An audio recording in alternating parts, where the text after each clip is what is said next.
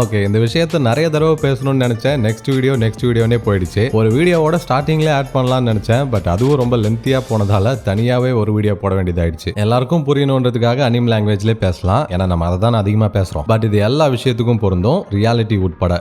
ஒரு Naruto and Sasuke fan ஒரே class ரூம்ல இருக்காங்கன்றதை விட அவங்க ஒற்றுமையா இருக்காங்களான்றது தான் முக்கியமான விஷயம். நமக்கு பிடிச்ச கேரக்டர் ஒரு விஷயம் தான் மற்றவங்களுக்கும் பிடிக்கணும்ன்றது, அதே தான் எல்லாரும் கொண்டாடணும்ன்றது ஒரு worst and selfish behaviour. Already religion, caste, லாங்குவேஜ்னு நிறைய விஷயத்தால பிரிஞ்சிருக்க இடத்துல சிலர் புதுசா ஏதாவது காரணத்தை உருவாக்கி அதை வச்சும் பிரிஞ்சிருக்கிறதுக்கு தான் வழி ஏற்படுத்துறாங்களோ தவிர ஒன்னு சேர்றதுக்கான வேலையை செய்யறது ரொம்ப கம்மியான ஆட்கள் தான். அப்ப மத்தவங்க எல்லாம் பிரிச்சு வைக்கிறாங்களான்னு கேட்டீங்கன்னா இல்ல, அவங்க எதுவுமே பண்றது இல்ல. இதை பண்றவங்க யோசிச்சு பாருங்க, யாருன்னே தெரியாத ஒருத்தவங்கள, ஐ மீன் அவங்கள பர்சனலா நமக்கு தெரியாது, அவங்க கிட்ட நம்ம பேசி கூட இருக்க மாட்டோம், அவங்கள போய் கமெண்ட் செக்ஷன்ல கெட்ட வார்த்தையில திட்டிட்டு ஓடி போயிடுறோமே, அது எவ்வளவு கோழத்தனமான ஹாஃப் பாயில் தனமான விஷயம் தெரியுமா? அதுவும் ஒரு ஃபிக்ஷனல் கேரக்டருக்காக. ரீசெண்டா ஒரு ஷார்ட்ஸ்ல கோஜோ சாட்டோரோ மியூசிக் வீடியோ பார்த்தேன், ரொம்ப நல்லா இருந்தது. சரின்னு கமெண்ட் செக்ஷன் உள்ள போனா அங்க சம்பந்தமே இல்லாம சுக்குனா அவனை கொண்டான், ஒன் பஞ்ச் மேன் அவனை கொன்னுடுவான்னு சொல்லி ஹேட்ட பரப்பிட்டு இருக்காங்க. ஏன்டா இந்த வீடியோக்கும் அதுக்கும் என்னடா சம்பந்தம்ன்றதுதான் என்னோட முதல் கேள்வியே. வீடியோ போட்டவன் கோஜோவை லைக் பண்றான், அதுல நமக்கு என்ன பிரச்சனை?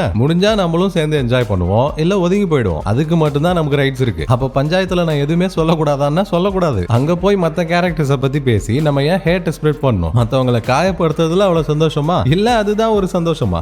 யாரோ நம்மள ஹர்ட் பண்ணிட்டாங்கன்றதுக்காக நம்மளும் அதையே பண்ணக்கூடாது. சிம்பிளா நருட்டோ ஒரு அனிமே வச்சுட்டு அவ்வளவு சண்டை போட்டுக்கிறவங்க அந்த அனிமே ஒற்றுமையை பத்தி தான் பேசுதுன்றத புரிஞ்சுக்கணும். இதுவே தெரியாம ஆஃப் பாயில் தனமா அடிச்சுக்கிட்டா அப்ப அந்த அனிமே பார்த்ததுக்கான பிரயோஜனமே இல்லையே. இது நருட்டோக்கு மட்டும் இல்ல, எல்லா விஷயத்துக்கும் தான். ஒரு கம்யூனிட்டினா ஒற்றுமையா இருக்கணும் இல்லையா? ஆனா இங்க என்ன நடக்குதுன்னா, நமக்கு யாருன்னே தெரியாதவங்கள ஜட்ஜ் பண்ணி அவங்க மேல வன்மத்தை கக்கிட்டு இருக்காங்க. நேர்ல பழகி பார்த்தா எல்லாரும் ரொம்ப நல்ல ஃப்ரெண்ட்ஸ் ஆகிறதுக்கு கூட வாய்ப்பு இருக்கு. ஆனா அதுக்கெல்லாம் அவங்க வாய்ப்பு கொடுக்கறது கிடையாது. இதுல ஒரு விஷயம், தமிழ் டப்பிங்ல பாக்குறவன வேற கேலி பண்ற ஒரு ட்ரெண்ட் இருக்கு போல. நம்ம லாங்குவேஜே அவ்வளவு கேவலமா பேசலாமா? ஒரு ஜாப்பனீஸ் அவங்க மொழியில அனிம் டப் பண்றத கிண்டல் பண்ணுவாங்கன்னு நினைக்கிறீங்க? ஆக்சுவலா ஒரு ஆர்டிஸ்ட்னா அவன் வரைஞ்ச படத்தை பத்திரமா எடுத்து டேபிள்ல வைக்கிற வரதான் மத்தவங்களும் அதை மதிப்பாங்க. அவன் கண்ட இடத்துல போட்டு போனா வரவங்களும் அதை காலால் தள்ளி விட்டு தான் போவாங்க. அப்ப போய் அவங்க கிட்ட ஏன் என் படத்தை காலால மிதிக்கிறேன்னு கேட்கறது முட்டாள்தனமான விஷயம். அதே தான் நம்ம மொழிக்கும். அப்ப நம்மளே அதை ஏளனமா பேசினா மத்தவங்க எப்படி மதிப்பாங்க? நம்ம மொழியை மதிக்கலனா நமக்கும் மரியாதை கிடையாது. இதுல புரிஞ்சுக்க வேண்டிய விஷயம் என்னன்னா, இங்க லாங்குவேஜ் காமெடியா இல்ல, அவங்க வச்ச பேர் தான் காமெடியா இருக்கு. ஸ்பைடர் மேனை எப்படி பார்த்தாலும் சிலந்தி மனிதன் தான் சொல்ல முடியும். காமெடியா இருக்குன்றதுக்காக பறவை மனிதன் எல்லாம் சொல்ல முடியாது. சூப்பர் மேனை தமிழ்ல சொல்லணும்னா அற்புத மனிதன் தான் சொல்ல முடியும். அதுக்காக சிலர் தமிழை வச்சு சிரிக்கிறாங்க. ஆனா இங்கிலீஷ் பீப்பிள் யாரும் அவங்க லாங்குவேஜ்ல சூப்பர் மேன் சொல்லும் போது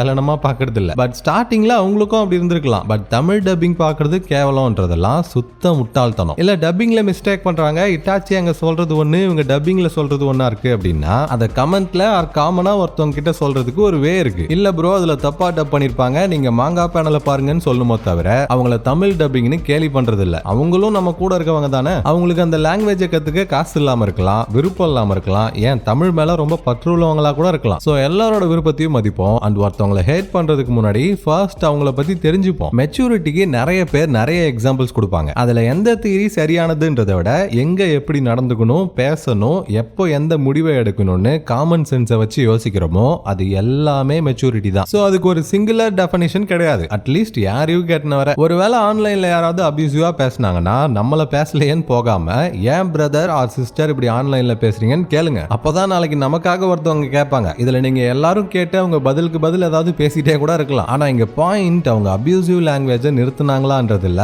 என்னடா எல்லாருமே நம்மள கேட்கறாங்களே அப்படின்னு ஒரு எண்ணம் வரும் பாருங்க. அதுதான் பொதுவா ஒரு டயலாக் சொல்லுவாங்க, அது ரொம்ப கோழத்தனமான டயலாக். அட்லீஸ்ட் என்ன பொறுத்தவரை நம்ம உண்டு நம்ம வேலை உண்டுன்னு இருப்போம்னு சொல்லி கேள்விப்பட்டிருப்பீங்க. அதுக்கு நான் ஒன்னு சொல்லணும்னா, யாராவது ரியாக்டே பண்ணாம மந்தமா இருந்தா என்னடா மண்ணு மாதிரி இருக்கேன்னு கேட்பாங்கல்ல, அந்த மண்ணு கூட அப்படி இருக்கிறது இல்ல, அதுவும் மரம் செடி கொடின்னு எல்லாரும் வளர்றதுக்கு உதவியா இருக்கு. இப்படி ப்ரீவியஸ் ஜெனரேஷன் யோசிச்சிருந்தா நம்ம உயிர் வாழவே முடியாது இல்லையா? ஒரு அம்பேத்கரோ பெரியாரோ இப்படி யோசிச்சிருந்தா இன்னைக்கு நம்ம ஃப்ரெண்ட்ஸ்னு சொல்றவங்கள நம்ம மீட் பண்ணிருக்கவே வாய்ப்பு இல்ல. என் சிஸ்டர் உங்க சிஸ்டர்லாம் படிக்க வாய்ப்பு இருந்திருக்காது, ஃபியூச்சர் ரொம்ப மோசமா இருந்திருக்கும். ஒரு டெஸ்லா இப்படி யோசிச்சிருந்தா இன்னைக்கு எல்லார் வீட்டுக்கும் அல்டர்னேட்டிவ் கரண்ட் இப்படி சீறி பாஞ்சு வந்திருக்காது. இது எல்லாத்துக்கும் மேல ஒரு அறிவாளி அவங்க கிட்ட இருக்க அறிவெல்லாம் ஷேர் பண்ணாம போயிருந்தா, எக்ஸாம்பிளுக்கு திருவள்ளுவர், புத்தர் மாதிரி, நமக்கு இந்த அளவுக்கு அறிவே இருந்திருக்காது. அவ்வளவு ஷேர் பண்ணியே நம்ம காஸ்ட் ரிலிஜன் எல்லாம் புடிச்சு தொங்கிட்டு இருக்கோம். இது எல்லாமே அவங்க நம்ம உண்டு நம்ம வேலை உண்டுன்ற டயலாக ஃபாலோ பண்ணாம மத்தவங்களுக்கும் அதெல்லாம் டீச் பண்ணதால தான். சோ சொகுசா நம்ம ப்ரீவியஸ் ஜெனரேஷனோட உழைப்பெல்லாம் அனுபவிப்போம். ஆனா நம்ம மட்டும் நம்ம உண்டு நம்ம வேலை உண்டுன்னு இருப்போமா? அது எவ்வளவு செல்ஃபிஷான டாக்ஸிக்கான விஷயம்னு யோசிச்சு பாருங்க. சோ எல்லாருக்கும் ஒரு பிரச்சனை பிரச்சனைன்னு போது நம்ம போய் தான் ஆகணும். இன்னும் சொல்ல போனா அது நம்மளோட நேச்சராவே மாறிடணும். இருக்கிறதுல ரொம்ப ஈஸியான விஷயம் வாழறது தான். ஆனா அதை தான் நம்ம சுத்தி வளைச்சு பண்ணிக்கிட்டு இருக்கோம். சோ எல்லாரும் ஹாப்பியா வாழறதுக்கான ஒரே வழி ஒற்றுமையா இருக்கிறது தான். யார் வளர்ந்தாலும் அவங்கள பாராட்டணும், வளர்ந்தவங்க மத்தவங்க வளர்றதுக்கும் உதவி பண்ணணும். இதுதான் நான் சொல்ற ஒற்றுமை. கமெண்ட் செக்ஷன்ல கும்பலா சேர்ந்து ஒருத்தனை திட்டிட்டு ஓடி போறது கிடையாது. அதுக்கு பதிலா ஒரு ஹெல்தியான ஆர்குமெண்ட் பண்ணுங்க. நாம தப்பான பாத்ல போகும்போது நமக்கு ஒருத்தவங்க சொல்லுவாங்க,